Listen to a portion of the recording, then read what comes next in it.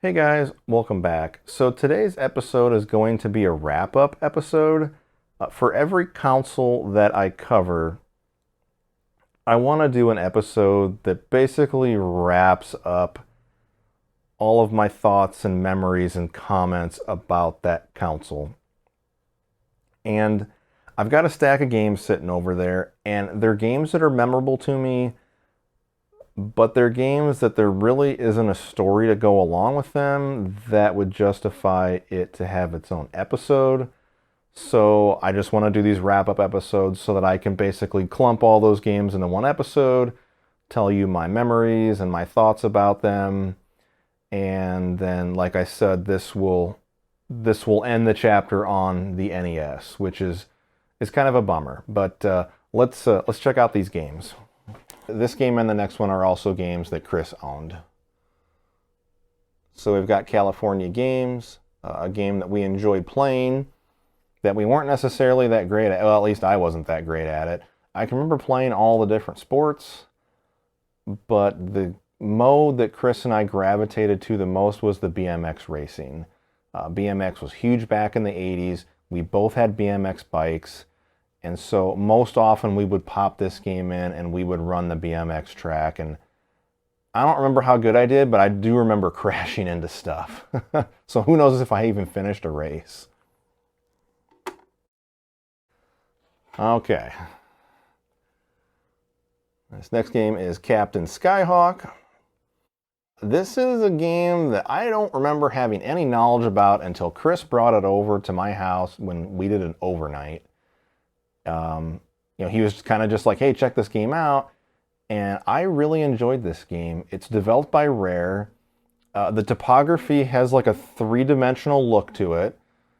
And you're flying around this jet, and it looks like a Tomcat. I don't know if it is.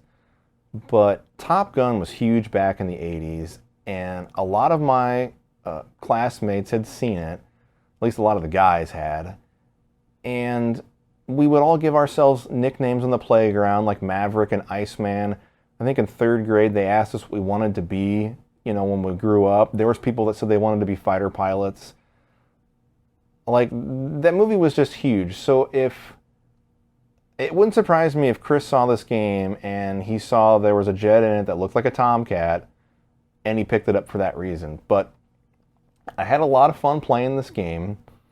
And the one memorable thing about it, I guess I would say, is that I think when you beat every single level, or is it at the end, the part where you have to dock your airplane in the space station, that thing is turning and you have to get the ship lined up with the rectangular opening of the door. I can remember getting to that part and thinking, okay, I'm flying a Tomcat or a fighter jet, not a spacecraft, so this shouldn't be able to work. I should not be able to pilot this aircraft into space to this space station.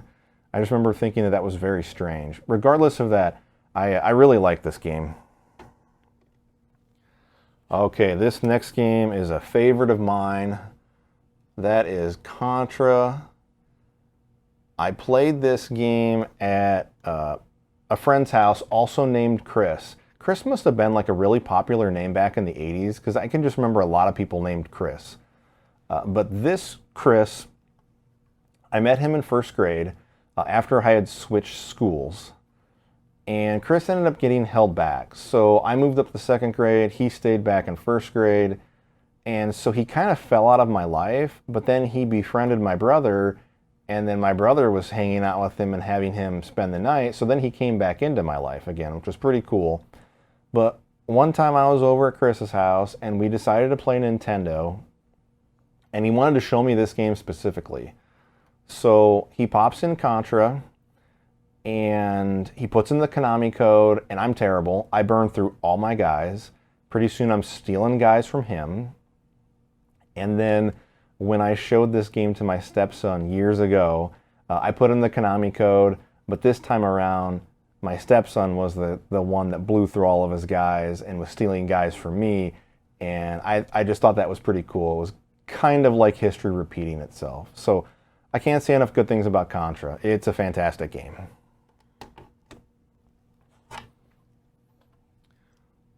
And we got Double Dragon. I don't have any recollection of any of my friends owning this game. I remember playing it, and I don't remember the situation as to how. I don't remember if I rented it. This game was featured in the movie The Wizard. You know, Jimmy gets 50,000 on Double Dragon. So if I hadn't played this game, I probably played this game after I saw The Wizard, is what I'm guessing. Because that game, Ninja Gaiden, and Super Mario Bros. 3 are kind of the games that stand out for me in that movie. I mean, they showed Turtles and they showed Zelda too, but those 3 other games, especially Double Dragon. So that's probably when I played it. I don't really know, but I played this on the NES, and kind of like Contra, I played the NES versions, and then when I played the arcade versions, I didn't like them. They just didn't feel right, and I just was like, yeah, okay, I've tried this out. I figured they were going to be better. They're the arcade versions. Shouldn't they be better? I didn't like them, and so I don't play those versions. I stick with the NES versions. I don't know. I just find them really enjoyable. And here's a sports game. You won't hear me talk about a lot of sports games because I'm just not really into sports. But this is ice hockey. So after I moved, I made a new friend who kind of became my best friend. His name was Luke. He spent the night and he brought over ice hockey. And I don't really know if I knew what ice hockey was. I probably did, but when I played sports as a kid, I played basketball, football, and baseball. We had a basketball hoop at the house, so we'd shoot hoops, and we would play football in the backyard. And then I can remember us playing basketball. We would play baseball in my front yard. My front yard had sycamore trees in it, and the leaves are huge on those things. And in the fall, when the leaves would fall down, we would actually use those leaves for the bases because they were so big. And but I don't know. Luke brought this thing over, and when we played it, I had a lot of fun. And in fact, I don't have a lot of sports games, but the majority of sports games that I own, they're all hockey games. So I wonder if playing this game started that interest in me enjoying hockey games, because I played some football games and some basketball games like in the 16-bit era, but I don't own any of those things. But I have a number of hockey games. I find them really enjoyable. I don't follow the sport at all, but I really enjoy ice hockey. This was a game that when I started collecting again, when I got in my 20s, I had a list of games in my head that I really enjoyed, that I found were really fun, and this was one of them. So this next game is Metroid.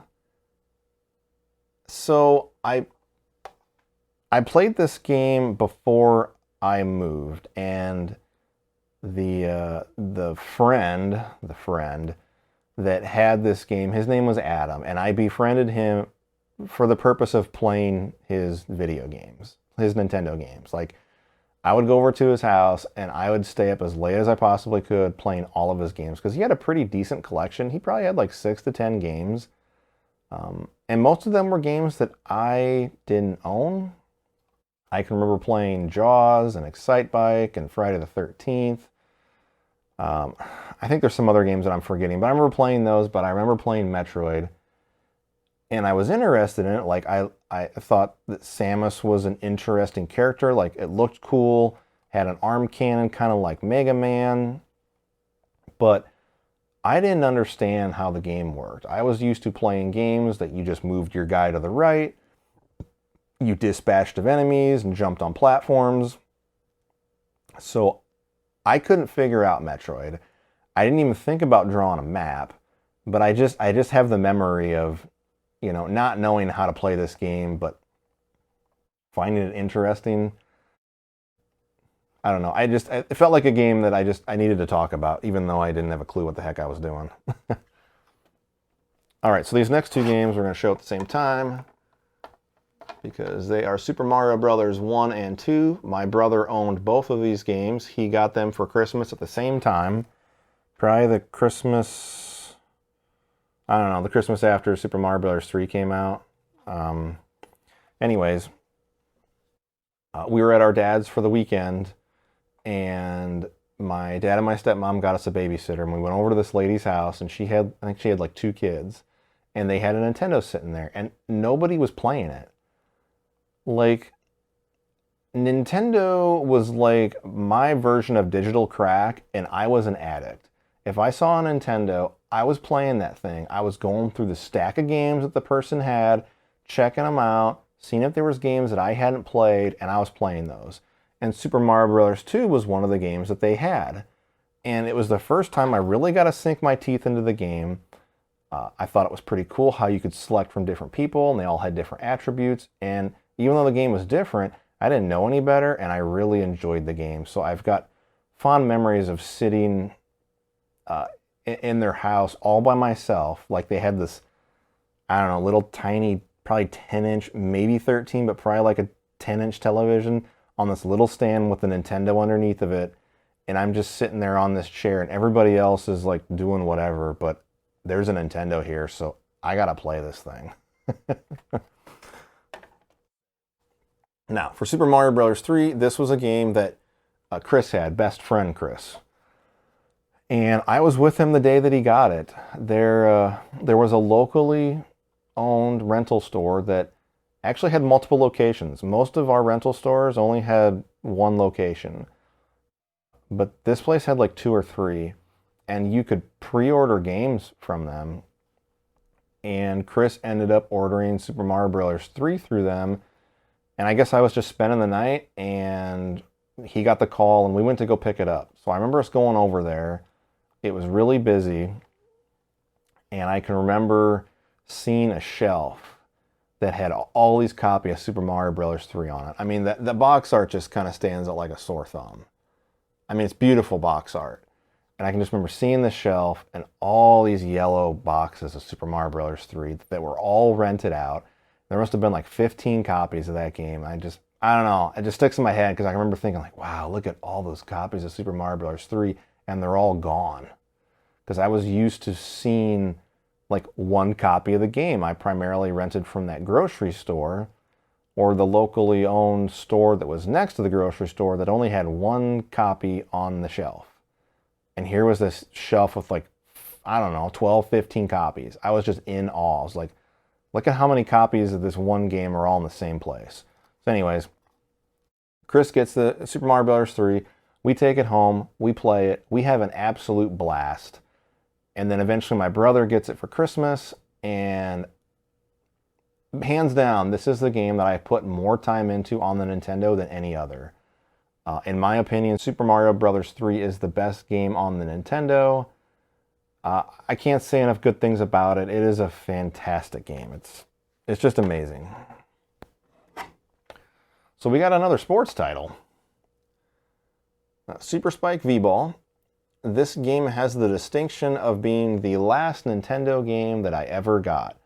After I moved, I made a friend by the name of Adam. And he owned this game, and I guess he just didn't want it anymore. I remember him, he offered it to us. He's like, hey, I got this game, do you want it? It was volleyball. I have no interest in volleyball, but I remember thinking like, sure, I'll take it, whatever. I had a lot of fun with this game. It's I don't know, like, you know, you play all these different countries, and you would go through and become the world champions. I played through it multiple times, but I just had a lot of fun. And when I started collecting games again in my early 20s, this was one of the games that I had on my list, you know, in my head that I want to get this again because that was a really fun time. So, Super Spike V-Ball. And we've come to our last game. Teenage Mutant Ninja Turtles 2, the arcade game. This game has the distinction of being the first Nintendo game that I ever beat. I had played the arcade game, and I liked it. It's a great game. And I remember being really excited about getting this game. You know, I was able to bring the arcade game home. And granted, it wasn't the same thing, but it was close enough that I really enjoyed this game, played it a ton. And I can remember the day that we got it. Back then, there really wasn't release dates for video games. And I basically would find out by word of mouth, going to the store, looking at the shelf and seeing, oh, this is on the shelf. Or you saw the ads, the Sunday ads in the newspaper. And that's the way I found out about TMNT2, was I was going through the Sunday ads, Kmart had it in their ad, and I'm like, oh my God, they have Teenage Mutant Ninja Turtles 2. I asked my mom and my stepdad if we could get it. They actually said yes. And my stepdad, my brother, and I jumped in the car, went to Kmart, picked it up, and brought it home. And a lot of good memories of playing this game. Had a lot of fun. This might be my second most played game on the Nintendo, especially as a kid. I don't know, I just really, really enjoyed this game. So those are all of our games. And so this episode will wrap up the Nintendo, which I don't know, it's kind of bittersweet, I guess. The Nintendo is the reason that I am sitting here in front of this camera talking to you today. It is the video game system that really got me into video games. I would imagine for those of you that are close to my age, I was born in 1979, and for those of you close to my age, or for those of you that were introduced to video games through the Nintendo, I expect it's the same thing. I expect that it holds a special place in your heart. And I'm actually kind of sad to be moving away from it, but we're going to enter the 16-bit era of gaming, the console wars, and we're going to have a lot of fun there too. I don't know, I'm just kind of bummed that I'm not going to be talking about Nintendo anymore. So anyways, thank you for watching, and we will see you next time.